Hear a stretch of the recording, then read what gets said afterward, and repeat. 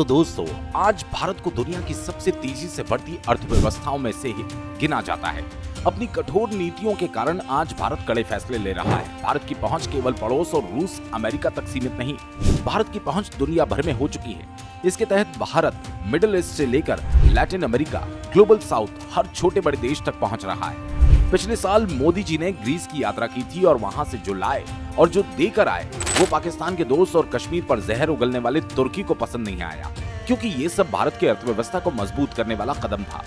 Greek media की report के मुताबिक 2030 तक भारत अमेरिका और चीन के बाद जापान और जर्मनी को पीछे छोड़ते हुए तीसरी सबसे बड़ी अर्थव्यवस्था बन जाएगी। इसके लिए भारत अपनी व्यापारिक पहुंच पर काम तेजी से कर रहा है। इसके लिए भारत आर्थिक गलियारों पर भी जोर दे रहा है, जो कि चीन बेल्ट एंड रोड इनिशिएटिव जैसी ही होनी चाहिए। इस योजना के तहत भारत अपने साझेदारों से बात कर रहा है। साथ ही Bharat Middle East Europe economic corridor पर भी तेजी से काम कर रहा है।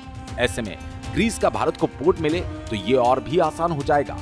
भारत लगातार ग्रीस के पोर्ट्स को लेकर संपर्क में है। भारत ने भूमि और समुद्र से उत्पादों के परिवहन के लिए एक गलियारे की परिकल्पना की है, जो मध्य पूर्व और फिर भूमध्य सागर के माध्यम से मध्य और उत्तरी यूरोप तक पहुंच को आसान बनाएगा।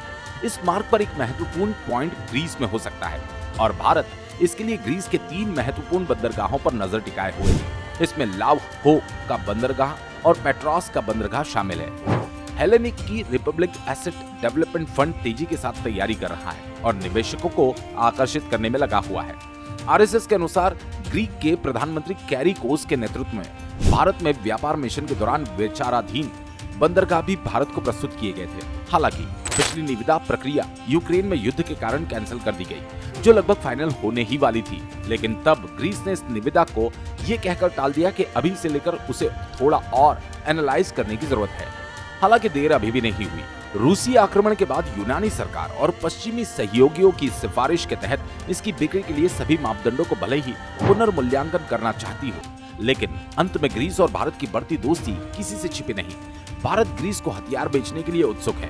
ग्रीस भारत के हथियारों को खरीदने के लिए भी तैयार है। बदले में भारत व्यापारिक साझेदारी की उम्मीद ग्रीस से कर रहा है और ग्रीस भी इसे लेकर काफी उत्साहित नजर आ रहा है। यही कारण है कि भारत और ग्रीस के बीच इकोनॉमिक डील्स अब अंतिम दौर तक पहुंच चुकी है। ऐसे में भारत और ग्रीस की दोस्ती के बारे में आप लोगों की क्या राय है, कमेंट करके जरूर बताएं। और हाँ, ऐसी ही इंफॉर्मेटिव वीडियोस पाने के लिए वीडियो को एक छोटा सा लाइक और चैनल को सब्सक्राइब जरूर कर लें।